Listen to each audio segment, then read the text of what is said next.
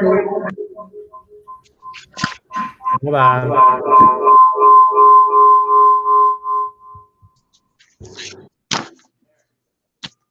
They're promising us never again.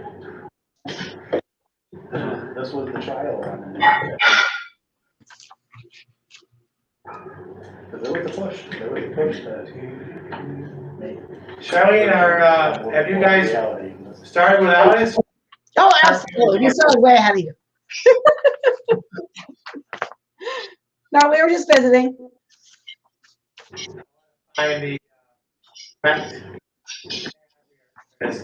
So we're going to share a tab in just a second. And I'll start with the cash flow. Okay.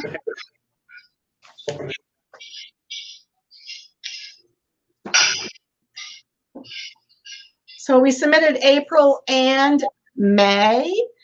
The advantages of not having a board meeting until June 15th, we can actually get the previous month done. So you can have the most current up-to-date data. That's something to consider. Yeah, so that's going to happen again with you having your meeting on July 1st. And you're not getting anything. For July 1st. I will be the person. I'm going to blow this up just a little bit, and I know that this is going to be difficult for the people that are in the room. I didn't print hard copies of it, but we'll have Charlene walk us through it. Anything to note? I have up the May cash flow. I think you can probably see me presenting it, Charlene. Yep. Let me see, May. Nothing in particular. You know, we are going to be, you'll see there are resolutions for you to approve the recommended transfers of unrestricted cash into the reserves to lower our surplus fund balance. And so we do have a good, healthy cash, but that is going to get reduced by a good, healthy movement into our reserves. So to hopefully gradually get our reserves back to where they were 2 to 3 years ago. So do we know what we're looking to fund those reserves with? Yeah, it's on the agenda this evening. There are 5 items, and it is based on the fund balance projections that I've been providing for the last several months for the board. So are you asking me for the total? Yeah. Let me just see here. I don't have it in my head.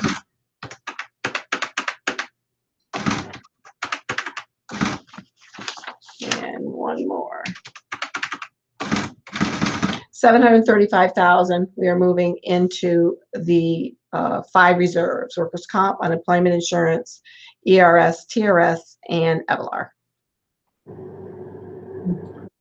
Okay, so what's in our, do we have an unrestricted? Yeah, so what does that leave in unrestricted, Charlene? I think is the question Tom is looking to have answered.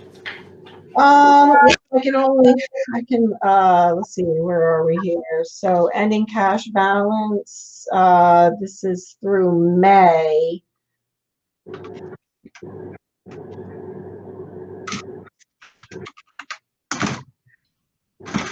So, but that's before June. So let me just see. So June is only an estimate.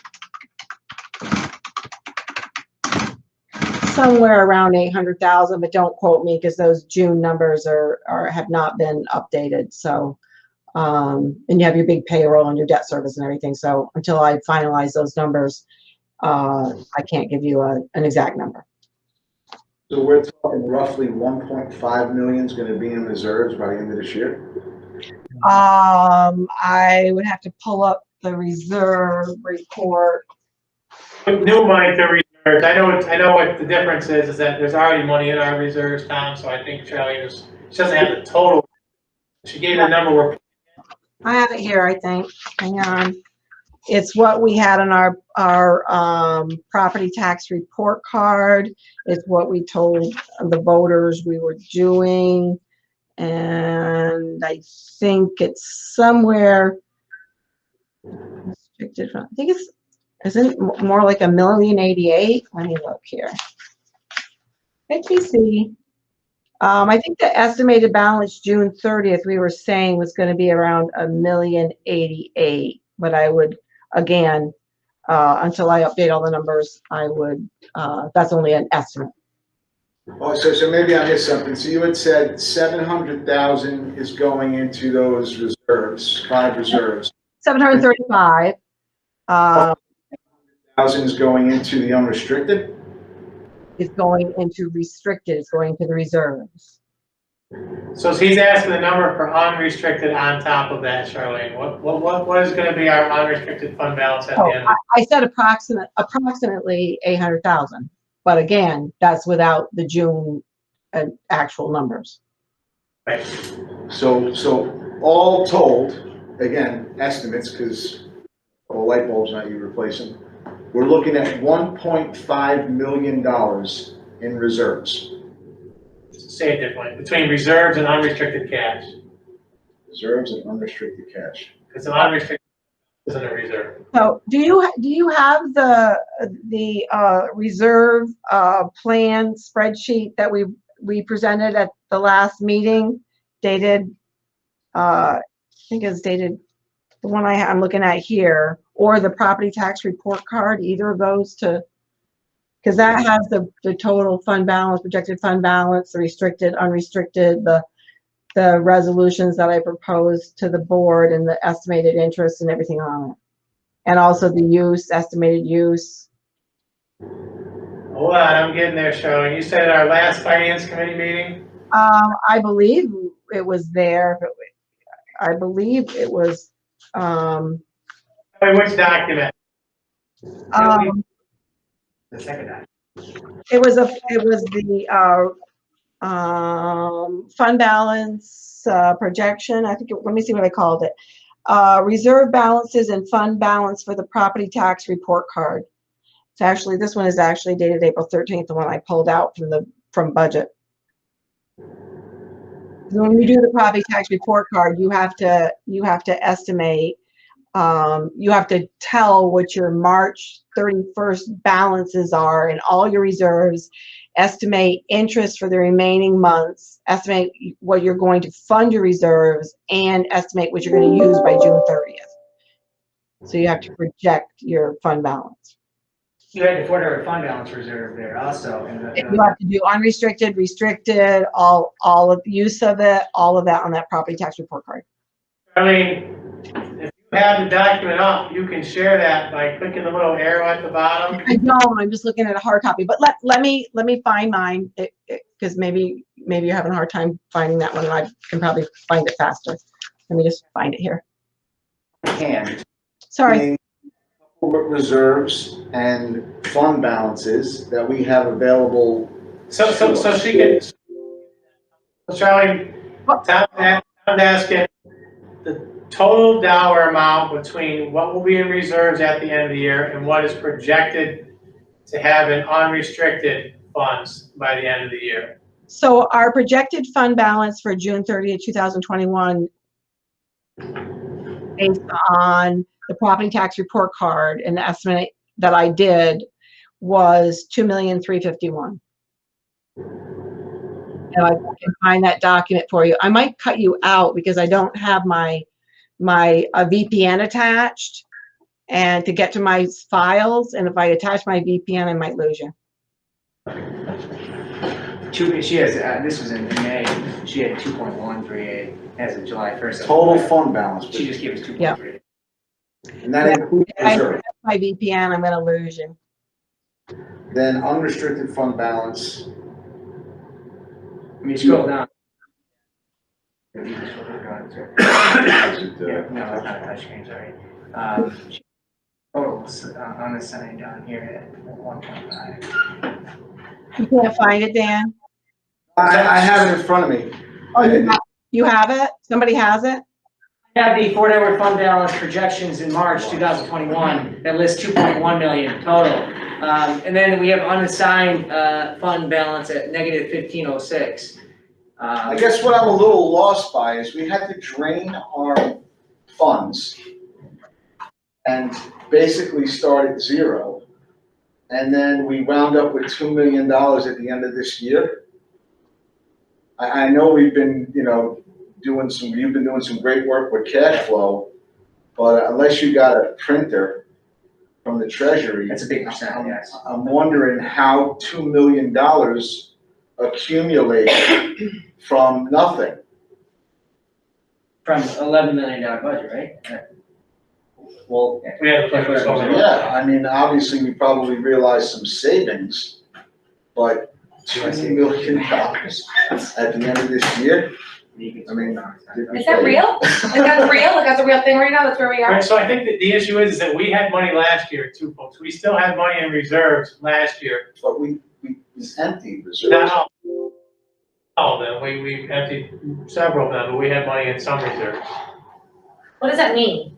Well, we had some money in reserves that we could not drain, is that So what your you're saying? savings account. We left some money in some reserves. We bottomed out a couple of reserves. I guess I'm not prepared to answer this question because I don't exactly know what the question is. I don't know that Charlene exactly knows what the question is. Well, I guess what the question is this. At the end of June of last year, we were borrowing money to pay our bills. That was the statement, we were in stress.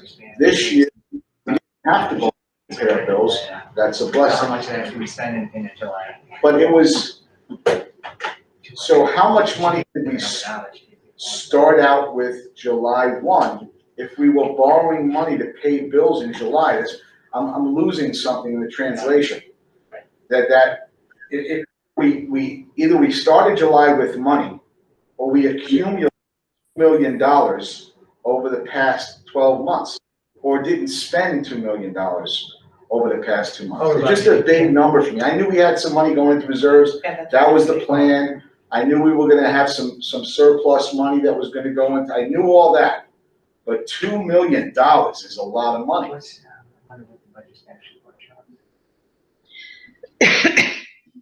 Is it because we forecasted not getting it and then that aid came through, so it kind of, maybe, I'm just, $2 million, a little shocked. Maybe I'm missing something. I did not Did we, anticipate hearing did we that. have $700,000 available to us July 1st or August 1st? Our fund balance, June 30th, 2020, was $1,174,000. But we depleted, But that was with the understanding was going out, though. That money was going out, right? Because I remember having that conversation and we were the out. So I'm sorry, I'm not on the committee. I'm a little shocked. But you're right, what Clarify you're also. saying. Like, I thought that when we had that conversation at the end of June last year, that it was under the understanding the money that we had in our funds was money that we already had spent. That's we had going no out. money, I kept hearing, we had to borrow Yes. money. If we had 1.3 in reserves on 30th, why didn't we use that money? And I remember distinctly the conversation, because I remember being floored by whatever the conversation was and being like, okay, I need you just to map it out because I need to know exactly what it is. And it was, this money is being moved out. We already have bills. I understand this is a good conversation to have. No, this is a great conversation. I'm pumped. I'm floored by the fact that we have $2 million in cash available to us. And we were looking at a possibility of a contingency budget if we didn't pass the budget. And we're holding nickels and dimes and worrying about the stuff.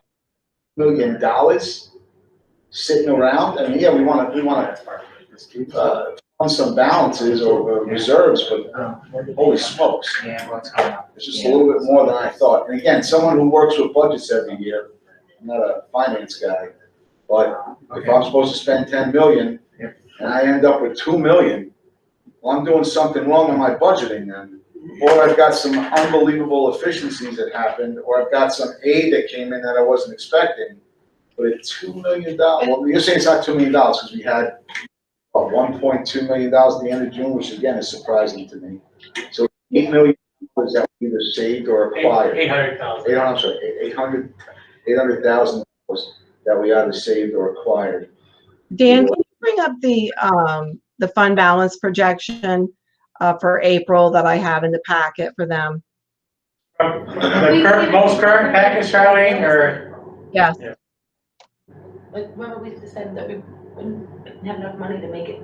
I didn't do May because April, I pretty much did it. Forgot, I did it on May 27th, so I had most of the May expenditures in there. Yes, that one, please. Thank you.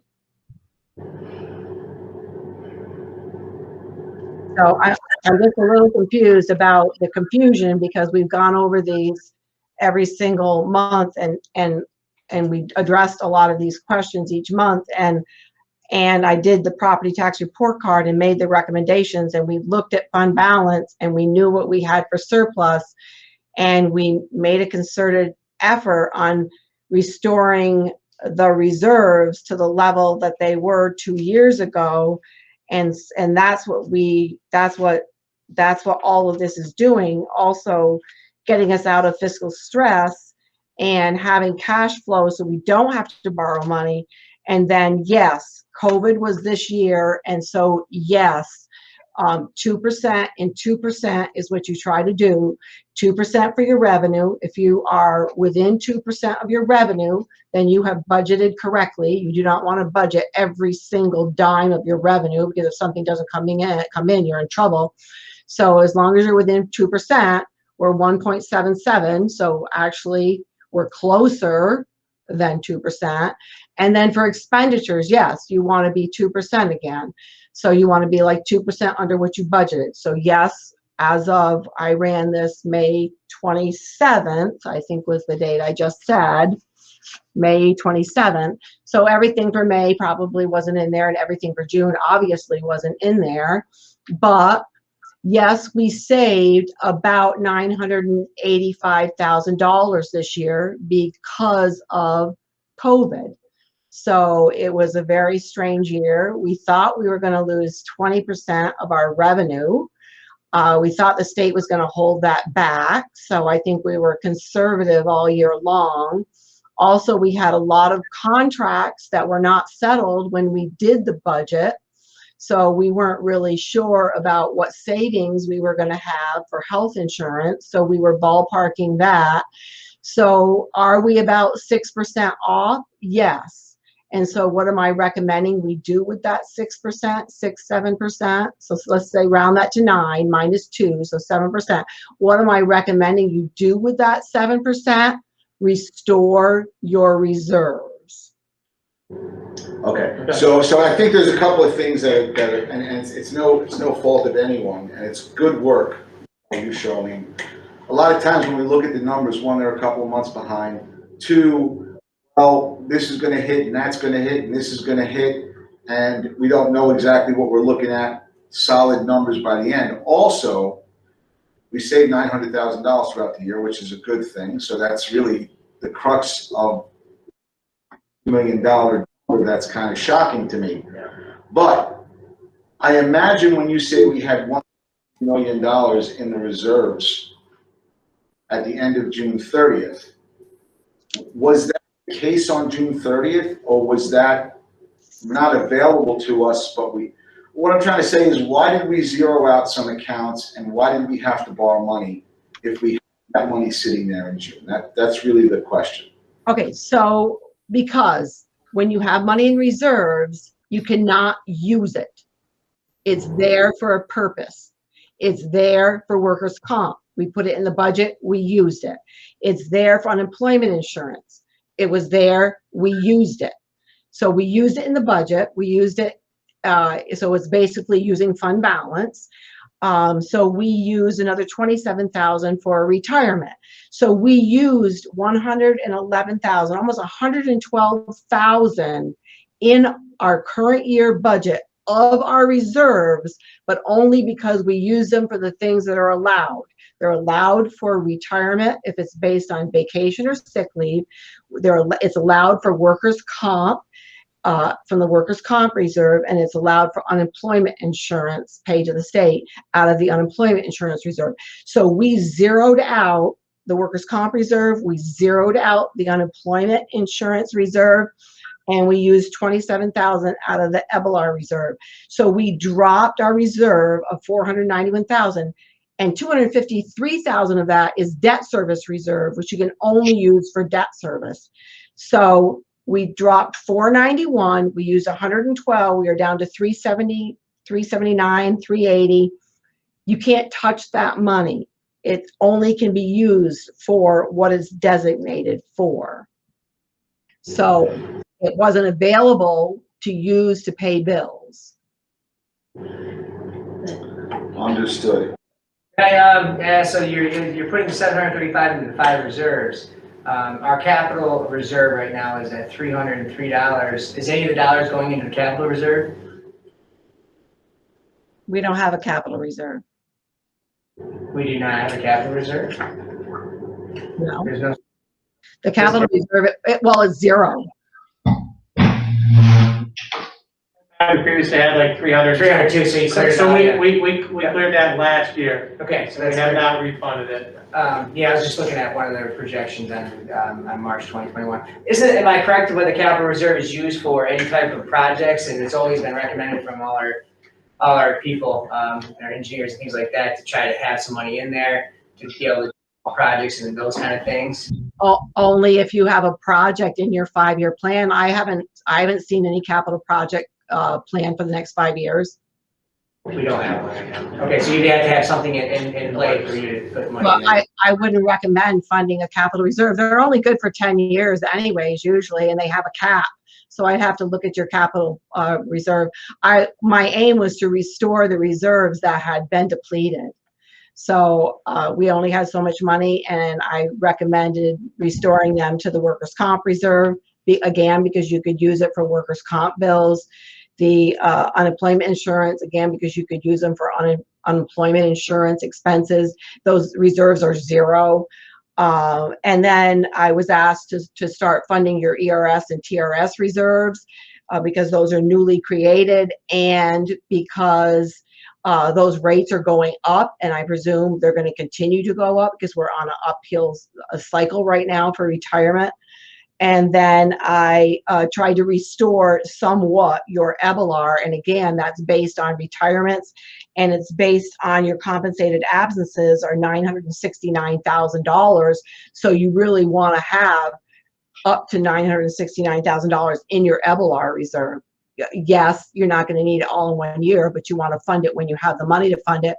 And this year, with the perfect storm, with the COVID, this is the year to fund your reserves, because next year you're not going to have any money to fund reserves. I mean, this is the 1 year, like I explained, during budget, this is your 1 year where you have money and you can fix your reserves and you can go out below the cap and go out without needing a supermajority. This is really a perfect year for you guys to fix a lot of broken things financially, so that you can get on a good financial footing, for the future. So if we had money, you'd say that you would put money into the capital reserve or not? Not without a plan, not without a capital project coming down. Know that a lot of schools do, have continuous capital projects within, every 5-6 years. Am I not right with that? A lot of other schools will have a capital project within every 2 all the time, ongoing. We just finished a huge capital project, so I hadn't heard of a capital project coming up in the next 5 years. So I just didn't focus on that. We haven't talked about it. No. And that capital reserve, Charlene and I had to do some research on what that money was linked to, because it had to have been put in when you had a project active, and we couldn't find anything where that money could be attached to any longer, so we were required to liquidate it. Sure. And the question that Tom asked, and I think a lot of times our conversations here when we talk about all the numbers, it's the restricted cash versus the available cash, and we've had that conversation a few times. I think that might have been part of the beginning of this conversation tonight. That's the piece for that restricted cash. So thanks, Shelley, for saying that in a way that we could all understand it. Two of the biggest things, and you can correct me if I'm wrong, Charlene, where we were able to save part of that $900,000 was employee benefits and debt service because we refinanced. Right, right. Yep, I forgot about that. Yep. And if you look at, if you scroll up a little bit, you can see we did save like 378 was on the employee benefits, the health insurance. And then you can see, you can see is debt service. Well, you can't tell that well from this one because I do amend the budget and move money around when we need to. And then I use the amended budget so I can just still see where the surpluses are here, so. Yeah, That's, I think between the employee benefits and debt service, you're looking at $600,000 to $700,000 in savings. Yeah, when we did the budget, we noticed that the cost had dropped significantly in those two line items. When we did this year budget for next year, that's where we noticed the big changes. Yeah. That's how we were able to restore things. Because this is a question that came up early in the budget process. How are we restoring those positions in athletics?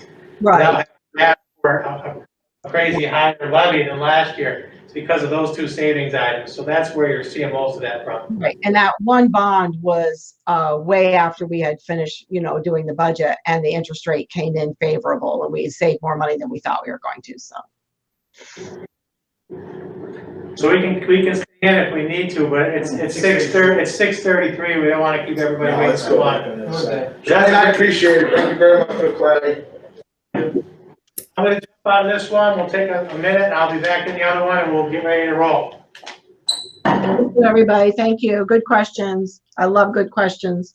Thanks, Charlene. Thank you. Makes me think.